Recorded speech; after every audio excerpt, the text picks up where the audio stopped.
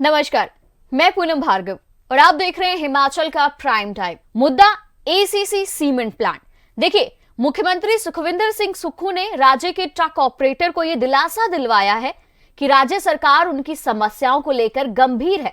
उनका यह कहना है कि वो बंद पड़ी सीमेंट फैक्ट्रियों को खुलवाने का हर संभव प्रयास करेंगे और ये आंदोलन पर उतरे संगठनों की उम्मीद को बल दे रहा है।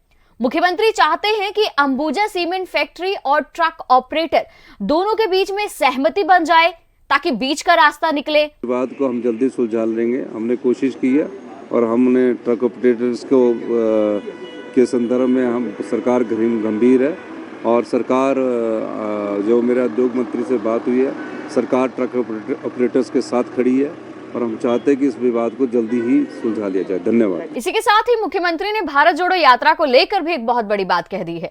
उनका कहना है कि यात्रा के माध्यम से राहुल गांधी ने कांग्रेस को संजीवनी दी है।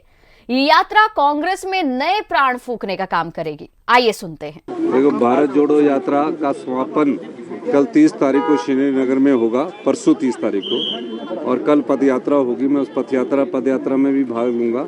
भारत जोड़ो नफरत छोड़ो यात्रा एक सफल अभियान राहुल गांधी जी ने देश की एकता और अखंडता के लिए चलाया। उसमें हम खुद शामिल होने के लिए जा रहे हैं। सर, आपको लगता है कि जो ये यात्रा, जिस तरह से एक लंबी यात्रा चली, इसका रिस्पांस पॉजिटिव रहा, कांग्रेस के लिए एक संजीवनी बनने वाली है ये यात्रा?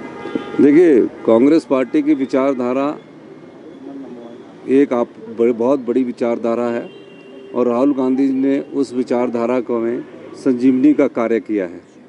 हम सब लोग कांग्रेस पार्टी के कार्यकर्ता राहुल गांधी जी के इस प्रयास का बहुत बहुत धन्यवाद करते हैं कि जब उन्होंने पाया कि कहीं प्रकार से लोगों के साथ जो नफ़रत की भावना इस समाज में पनप रही है उसको कम किया जाए, तो उस संदर्भ में कश्मीर से कन्याकुमारी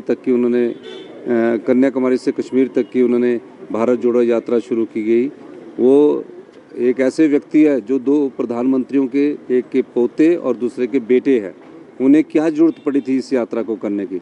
जब समाज में ऐसी भावना पैदा हो जाती है कि नफरत बढ़ती है, तब उन्होंने इस यात्रा का शुभारंभ किया और मुझे बड़ी खुशी है कि एक सफल यात्रा का समापन समारोह 30 तारीख को देश के अंतिम कोने श्रीनगर में होने जा रहा है। उसमें हम सब लोग इस पे तमाम जानकारी लेते हैं और इसके मायने समझते हैं। हमारे साथ हमारे स्थानीय संपादक विजयपुरी जी जुड़ चुके हैं।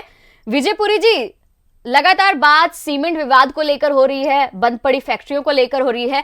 कई बार दिलासा दिलवाया गया, इससे पहले भी मुख्यमंत्री ने कहा, मंत्री लगातार कह रहे हैं कि समस्या का समाधान दिया जाएगा, लोगों की सहायता की जाएगी, पर कब तक? क्योंकि दिलासा दिया जा रहा, अभी तक कोई हल नहीं आया है।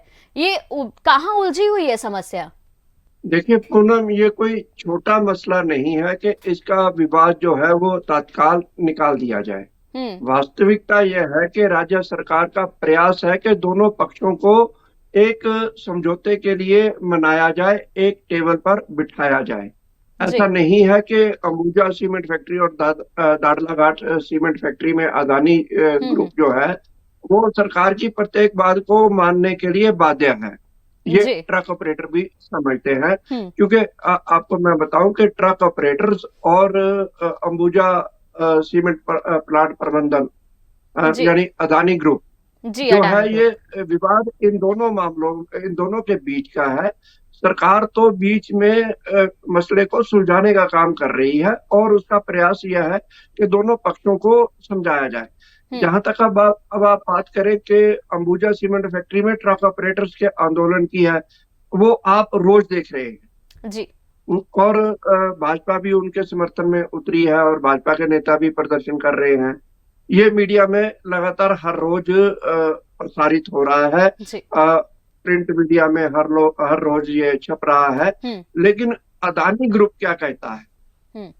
अदानी ग्रुप के बारे में अभी तक सब लोग खामोशी साधे हुए हैं। तो अदानी ग्रुप सीधा सरकार पर दबाव, या सरकार जब भी अदानी ग्रुप से बात कर रही है तो अदानी ग्रुप के दो शब्दों में यही बात होती है कि हम लोग घाटे में काम करने को तैयार नहीं है, किराए को घटाना होगा। शायद यही कारण है कि राज्य सरकार जो है अभी तक कोई अधिसूचना जारी नहीं कर रही है कि ट्रक भाड़े को लेकर, जैसा हम लोग बीते दिनों में कह रहे थे कि 1 दिन में निकलेगा, 2 दिन में निकलेगा, 3 दिन में निकलेगा। जी, जी। लेकिन इसमें 1 हफ्ते से ऊपर का समय हो चुका है ऐसा कहे हुए कि जल्दी सूचना जारी हो जाएगी, लेकिन वो अधिसूचना अभी तक जारी नहीं हुई है। जी। उसका कारण भी मैं समझता हूँ यही है कि ट्रक ऑपरेटर्स और अदानी के बीच में अभी तक बीच बचाव में जो मामला है जो हल नहीं निकल पाया, और अदानी जी। ग्रुप जो है वो अभी तक भाड़ों पर समझौता करने के लिए तैयार नहीं है। जी। पुरी जी, ठीक है, मान लिया जा रहा है कि अडानी ग्रुप को नुकसान हो रहा है अगर वो व्यापार को कंटिन्यू करती है, पर उसे आम जनता जो वहां के इस उद्योग से जुड़ी हुई है, आसपास के ढाबे हैं, लोग अपना वहां पे पंचर का काम होता है, पर उनके तो जीवन के लिए मुश्किल आ चुकी है ना, क्योंकि उनको अब रोटी रोटी के लिए मोहताज होना पड़ रहा है। अब तो वो ये सोच रहे हैं कि हमें अपनी जमीन ही नहीं देनी चाहिए थी। जी देखिए पूनम, ये जो मामला है ये अति गंभीर है, और इस पर सरकार जो है वो गंभीरता से विचार विमर्श कर भी रही है, क्योंकि जो लोग प्रभावित हो रहे हैं वो हिमाचल के हैं, और मुख्यमंत्री पहले ही स्पष्ट कर चुके हैं कि ये सब लोग हिमाचल के हैं और हम हिमाचलियों के हितों को किसी भी प्रकार से नुकसान नहीं होने देंगे, उनके हितों का हनन नहीं होने देंगे। ऐसी परिस्थितियों में मुख्यमंत्री जो है वो लगातार जो है वो प्रयास कर रहे होंगे, और डेफिनेटली वो जो है अदानी ग्रुप से भी बात कर रहे होंगे, और अदानी ग्रुप से बात करने के बाद शीघ्र ही इस मामले का हल निकल जाएगा। और मुझे उम्मीद है कि अभी तो मुख्यमंत्री आज बिलासपुर गए हैं और बिलासपुर से चंडीगढ़ के लिए रवाना होंगे, और चंडीगढ़ से उन्हें फिर श्रीनगर जाना है। तो लेकिन जैसे ही मुख्यमंत्री वापस आते हैं उसके बाद मुझे लगता है कि कोई ना कोई हल लेकर मुख्यमंत्री सामने आएंगे। कानूनी पहलू की भी बात की जा रही है कि कानूनन भी इसको देखा जाएगा, क्योंकि डायरेक्टली तो राज्य सरकार है वो अडानी ग्रुप को नहीं अपने मन मुताबिक चला सकती है या फोर्स कर सकती है, या फिर जनता की समस्या जो अभी झेल रहे हैं वो बता सकती है, पर क्या कानूनी रुख लिया जाएगा? क्योंकि कल भी जैसे हम चर्चा कर रहे थे कि मंत्री साहब का कहना था कि कानूनी भी देखा जाएगा, इसको कानूनन अगर कोई समस्या का हल होता है तो वो भी निपटाया जाएगा। देखिए लीगल एक्सपर्ट्स के लिए जो राज्य सरकार के कानूनी विशेषज्ञ हैं उनके पास इस मामले को भेजा जा चुका है, और मंत्री जो है वो लगातार इस मामले पर नजर रखे हुए हैं। कानूनी विशेषज्ञ अपनी राय दे रहे हैं, लेकिन मैं आपको बताऊं फिर ये मसला बहुत बड़ा है। कानून क्या कर सकता है? कानून सिर्फ यही कहेगा कि अंबुजा सीमेंट फैक्ट्री को बाध्य किया जाए। अगर अदानी ग्रुप इस पर मानता नहीं है या अदालत का दरवाजा खटखटाता है, तो आपको पता है कि अदालत में इसके लिए सालों लग जाते हैं ऐसे प्रयास के लिए। तो ऐसे में अभी सरकार जो है वो किसी बड़े विवाद को खड़ा नहीं करना चाहती, और आपको ये भी हम लोग पढ़ चुके हैं, और अदानी समूह ने ये सरकार से कहा है कि अगर आपको ऐसा लगता है तो आप जो है वो हमारा भुगतान कीजिए, फैक्ट्री को ओवरटेक कर लीजिए। तो ऐसे में क्या सरकार ऐसा कदम उठा सकती है? ये अरबों रुपए के मामले की बात है, और सरकार एक बड़ा ग्रुप या सीमेंट प्लांट को अपने हाथ में लेकर चलाए ऐसा लगता नहीं है। इसलिए देर सवेर में अदानी ग्रुप को ही मनाया जाएगा, और ट्रक ऑपरेटर और अदानी ग्रुप से बात करते हुए कोई भाड़ों को लेकर बीच का रास्ता ही तलाश किया जाएगा। विजयपुरी जी, क्या इस मामले में क्या इस मामले में राज्य सरकार केंद्र सरकार का रुख कर सकती है? केंद्र सरकार से देखिए, राज्य सरकार का ये विशुद्ध तौर पर राज्य सरकार का अपना मामला है। राज्य सरकार का भी ऐसा कहना है। अब आइए हम बात करते हैं कि केंद्र सरकार से अनुरोध किया जा सकता है या नहीं किया जा सकता। देखिए, केंद्र सरकार का इस मामले से कोई लेना देना नहीं है जी। पहली बात मैं आपको ये बताऊं, ये अटकलें हैं, ये सभी जानते हैं। ये अटकलों पर ही बेस्ड है बात कि नरेंद्र मोदी जी के अदानी ग्रुप के साथ अच्छे संबंध हैं, लेकिन क्या किसी के पास इसके प्रमाण हैं? ऐसा तो हम नहीं कह सकते। ऐसी परिस्थितियों में हिमाचल सरकार अगर भारत सरकार के समक्ष इस मामले को ले जाती भी है तो किस मुद्दों पर ले जाएगी? क्या अदानी ग्रुप को मनाया जाए? अब प्रधानमंत्री नरेंद्र मोदी या किसी मंत्री की बात अदानी ग्रुप क्यों सुनेगा अपना घाटा सहते हुए? जी बिल्कुल।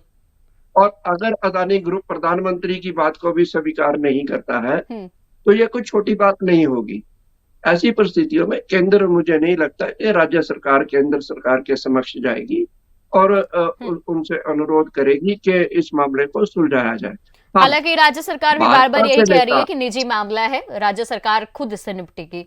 जी, लेकिन बावजूद इसके पूनम भाजपा के जो नेता हैं वो जो है वो भारत सरकार से अनुरोध कर सकते हैं, भाजपा के वरिष्ठ नेताओं से अनुरोध कर सकते हैं। जेपी नड्डा स्वयं जो है वो बिलासपुर से संबंध रखते हैं और आज वो बिलासपुर में ही है। ट्रक ऑपरेटर्स देखिए संवेदनशील हैं, यही कारण है कि उन्होंने जेपी नड्डा का व्यक्तिगत फंक्शन है, उनके बेटे की शादी है जी। इस संबंध में वो वहाँ बिलासपुर आए हुए हैं। लेकिन ट्रक ऑपरेटर्स ने न तो उनका किसी तरह से घेराव किया, ना ही उनके समक्ष गए, क्योंकि एक व्यक्तिगत फंक्शन को वो चाहते हैं कि इसमें कोई खलल ना हो। जी बिल्कुल। लेकिन नड्डा भी इस मामले को समझते हैं और अगर, फिर मैं आपसे यही बात कहूंगा कि अगर नड्डा भी बात करे तो क्या आधार होगा? अदानी ग्रुप के समक्ष वो क्या बात कर सकते हैं? वो अगर प्रधानमंत्री से भी विचार विमर्श कर सकते हैं, तो इससे ज्यादा तो विचार विमर्श से हल नहीं निकलने वाला, क्योंकि मैं और आप ये सभी जानते हैं कि कोई भी उद्योगपति घाटे का सौदा स्वीकार नहीं करता है, चाहे वो उस पर कोई भी दबाव डाले। जी, पर सवाल तो वही है ना कि जो जनता है, जो ट्रक ऑपरेटर्स हैं, उस उद्योग से जुड़े लोग हैं, उनकी जीवन पे ये संकट आ चुका है, या तो उनको कोई और रोजगार मिले। देखिए पूनम, संकट तो है, कोई और रोजगार मिले ये कहना तो बहुत आसान है, लेकिन प्रैक्टिकली इसे अमली जामा नहीं पहनाया जा सकता। हजारों ट्रक खड़े हैं, वो एक दिन में अपने ट्रकों को बेचकर दूसरा रोजगार तो नहीं अपना सकते। बिल्कुल नहीं। सैकड़ों ढाबे बंद हैं, वो इसी पर आधारित है, वो एक दिन में अपने ढाबे बेचकर कहीं और तो नहीं जा सकते। पंचर की दुकानें ठप पड़ी हैं, तो ऐसे में कोई और रोजगार मिले ये सोचना भी गलत होगा, इसकी कल्पना भी नहीं की जा सकती। सिर्फ कामनाएं की जा सकती हैं, और कामना यही है कि कोई बीच का रास्ता निकले और जो भाड़ा निर्धारित किया जाए उस पर ट्रक ऑपरेटर और अंबुजा अदानी ग्रुप दोनों की सहमति हो और मामला सुलझ। जी, तो फिलहाल मुख्यमंत्री सुखविंदर सिंह भी यही कह रहे हैं कि इस मामले को देखा जाएगा, दिलासा दिलाया है कि जल्द ही इस मामले पर कार्रवाई कहे कि समाधान निकाला जाएगा। तो इसी के साथ ही आपको बता दें कि किन्नौर के जिला प्रशासन के अब हाथ पैर फूलने लग चुके हैं, क्योंकि राजस्व, बागवानी और जनजातीय विकास मंत्री ने पूर्व भाजपा सरकार के समय जिन भी परियोजनाओं को तैयार किया गया था, जिन भी परियोजनाओं के तहत काम किया गया था, जिनका उद्घाटन किया गया था, अब उनका जायजा लेने पहुंच चुके हैं।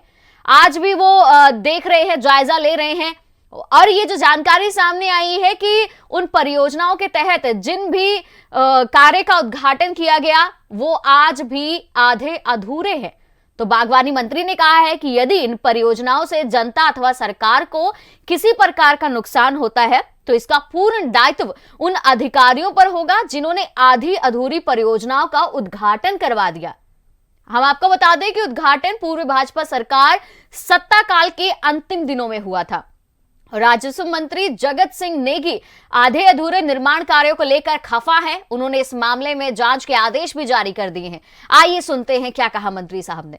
जिला प्रशासन किन्नौर के उस समय हाथ पांव फूल गए जब राजस्व, बागवानी एवं जनजातीय विकास मंत्री ने पूर्व भाजपा सरकार के समय तैयार उन परियोजनाओं का जायजा लिया जिनका उद्घाटन तो कर दिया गया, लेकिन वे आज भी आधी अधूरी है। बागवानी मंत्री ने कहा कि यदि इन परियोजनाओं से जनता अथवा सरकार को किसी प्रकार का नुकसान होता है तो इसका पुण्य दायित्व उन अधिकारियों पर होगा जिन्होंने आधी अधूरी परियोजनाओं का उद्घाटन करवा दिया। राजस्व मंत्री ने घटियार सामग्री युक्त 12 संपर्क मार्ग की जांच के आदेश भी दिए। ये शिकायत थी सड़क के निर्माण में घटिया मटेरियल यूज किया गया था। उन्होंने न्यूग्लेसरी सीनियर सेकेंडरी स्कूल के लिए हाल ही में निर्मित इमारत की जांच के आदेश भी जारी किए। विजयपुरी जी, आधे अधूरे शिलान्यासों को लेकर मंत्री काफी गंभीर नजर आ रहे हैं। जायजा करवाया जा रहा है, जांच की जा रही है कि जिन परियोजनाओं के तहत जो कार्य हुए हैं, जो निर्माण किया गया है, वो आधे अधूरे फिर भी उनका उद्घाटन करवा दिया गया है। तो क्या समझा जाए कि अब कुछ लोगों पर या कुछ अधिकारियों पर गाज गिरने वाली है?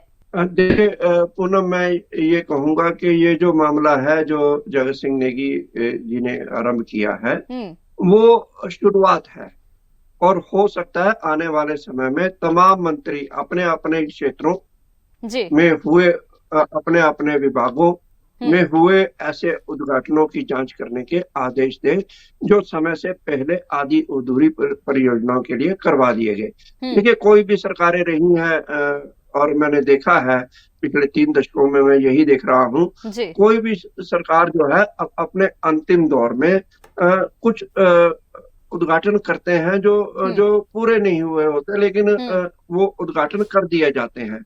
इसके लिए जो है वो अधिकारी भी जो है वो मंत्रियों से या मुख्यमंत्री से जो है अनुरोध करते हैं कि भी ये काम पूरा होने ही वाला है, इसको उद्घाटन कर दिया जाए, तो लोग आपत्ति नहीं करेंगे और उस समय जो है लोग भी जमा होते हैं।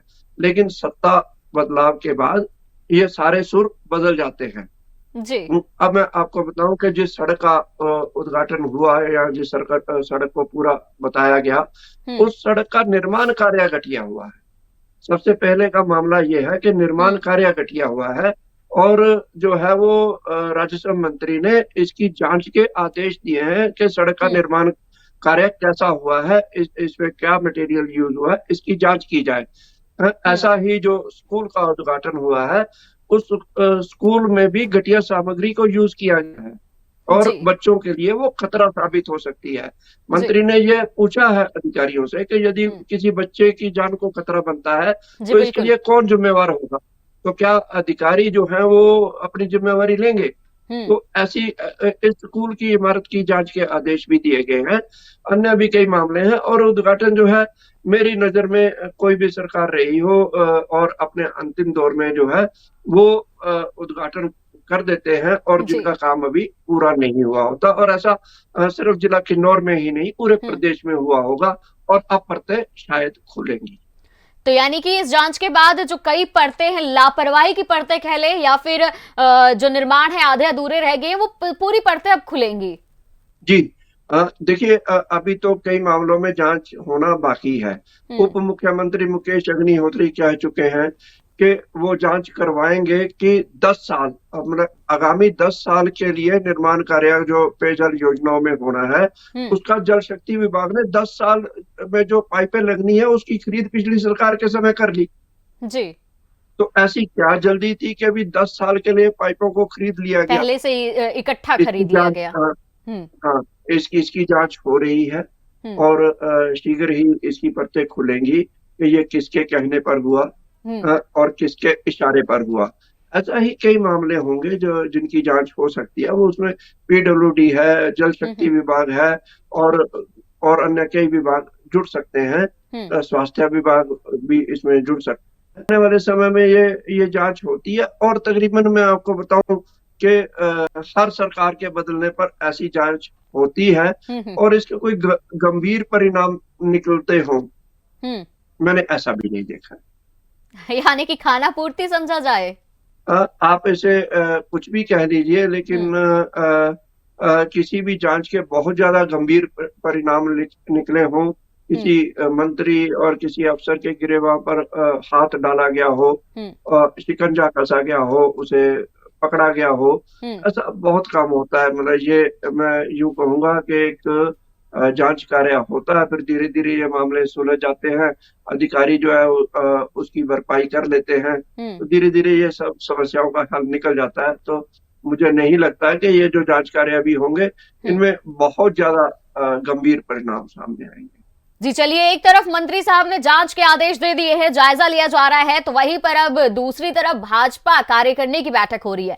ऊना में भाजपा कार्यकारिणी की बैठक होगी और प्रदेश चुनाव में हार मिलने के बाद ये भाजपा की बैठक बहुत अहम मानी जा रही है। 4 और 5 फरवरी को आयोजित होने वाली इस बैठक में पूर्व मुख्यमंत्री जयराम ठाकुर विशेष रूप से उपस्थित रहेंगे।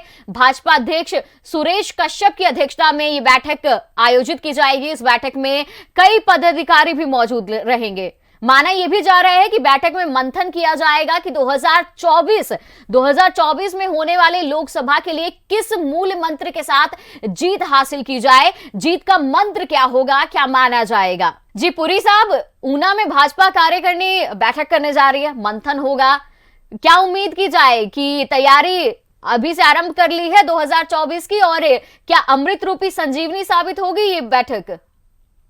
देखिए पूनम, भाजपा कार्यकारिणी की जो बैठक है वो निश्चित तौर से प्रदेश भाजपा राजनीति के लिए अहम होगी। उसका प्रमुख कारण ये है कि भाजपा जो है अभी भी इस बात पर मंथन कर रही है कि आखिर विधानसभा चुनावों में वो पराजित क्यों हुए। इसलिए मैं बोल रहा हूँ कि हाल ही में जो चुनाव हुए हैं ये पहले चुनाव थे जिसमें सत्ताधारी पार्टी पर कोई ऐसे इतने गंभीर आरोप नहीं थे जिसे लेकर भ्रष्टाचार के मुद्दे सामने आते। ऐसे में भाजपा को ये उम्मीद थी कि वो रिपीट करेंगे। रिपीट तो नहीं कर पाए, लेकिन पराजय का जो है अंतर बहुत कम रहा। पहले तो मैं समझता हूँ कि इस पर मंथन हो सकता है कि आखिर क्या खामियां रही जिसकी वजह से जो भाजपा को पराजय का सामना करना पड़ा। दूसरा ये कि भाजपा इसी बैठक के माध्यम से इस बात का हल निकालना चाहती है कि लोकसभा चुनावों के लिए किस रणनीति के तहत उतरा जाए, क्योंकि लोकसभा चुनाव में अभी कोई बहुत ज्यादा समय नहीं रह गया है। भाजपा के नेता ये कहते हैं और प्रधानमंत्री नरेंद्र मोदी ने तो मंत्र यही दिया है कि अभी से तैयारियां आरंभ कर दी जाए, क्योंकि भाजपा के पास बहुत अधिक समय नहीं है। इस मंत्र के तहत जो भाजपा है वो बूथ स्तर तक जाना चाहती है, और वो कैसे होगा उसे लेकर भाजपा जो है अपनी इस बैठक में रणनीति को अंजाम दे सकती है। जी विजयपुरी जी, ये जो बैठक हो रही है इसमें राजनीतिक फैसलों के अलावा भी कुछ और फैसले लिए जा सकते हैं, कुछ और विषय पे चर्चा की जा सकती है? देखिए पूनम, मैं आपको बताऊं कि इसमें सबसे अहम तो ये होगा कि बजट आने वाला है। बजट सत्र जो है वो शीघ्र ही आरंभ होने वाला अगले महीने। तो बजट सत्र के दौरान भाजपा की क्या रणनीति रहेगी इस पर भी इसी बैठक में शायद चिंतन किया जाएगा।